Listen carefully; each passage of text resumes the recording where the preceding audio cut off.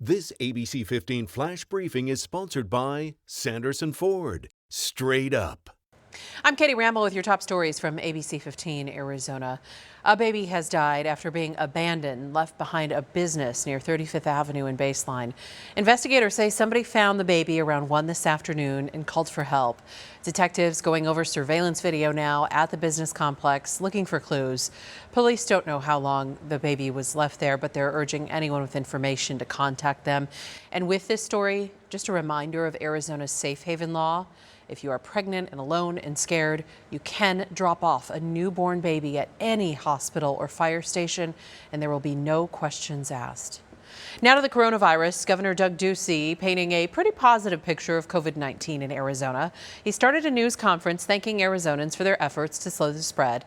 He highlighted the percent positivity, which is now about 5%.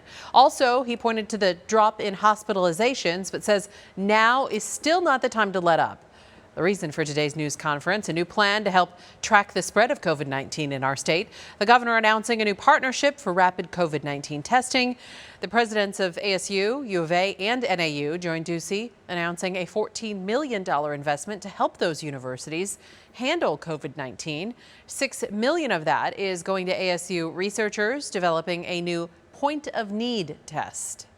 With point-of-need testing, Arizona's first responders, healthcare workers, people in congregate care settings, and others will be able to get tested and receive their results not in days or hours, but in minutes. The state will also get behind an effort to expand testing of sewer water for COVID. The city of Tempe has been testing for months, and the plan is now to add more cities to that list. Across the state, 568 new cases confirmed this morning. While the 7-day average is continuing to drop, the cases are still growing faster among those who are under the age of 20. An update now on a Valley bar accused of some pretty brazen violations of rules meant to stop the spread of the virus. Varsity Tavern over on Mill Avenue is now back open, even though we've learned the state liquor department had planned to suspend their license over the summer. The bar is accused of letting their employees work after knowing they tested positive for COVID-19.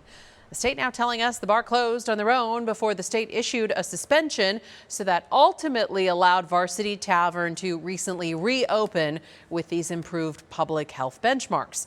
We're told recent inspections haven't turned up any new violations, but the state is still looking to revoke Varsity Tavern's liquor license. That hearing, though, isn't coming up until November. The bar's owners, by the way, are calling the claims false. To the Pac-12 now, voting to start the football season, and they are voting to start it November 6th. Teams are going to play 7 games with the title game on December 18th. No fans allowed back in the stands till at least January, but businesses around Sun Devil Stadium are hopeful this early start will boost their business again. Cactus Sports on Mill Avenue says 50 to 60% of their yearly revenue is made during the ASU football season.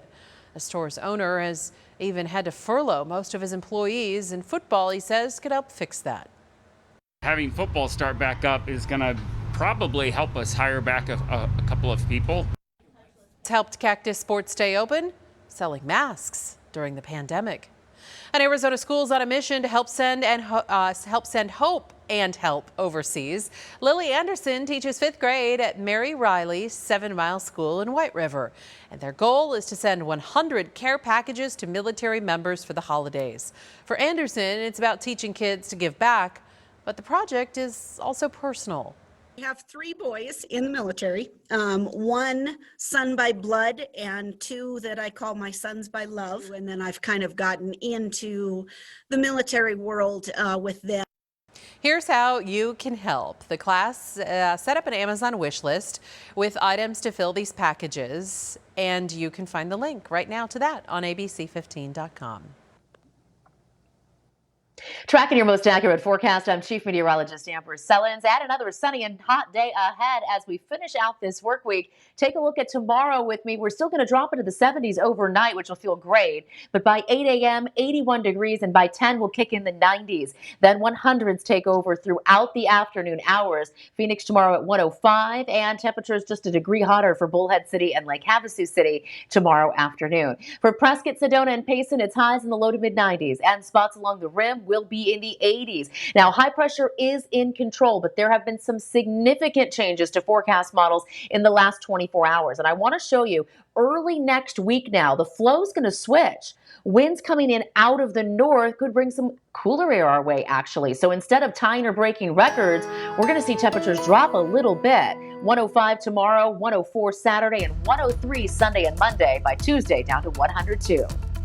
For the latest headlines, weather, and traffic, head to abc15.com or download the free ABC 15 mobile app.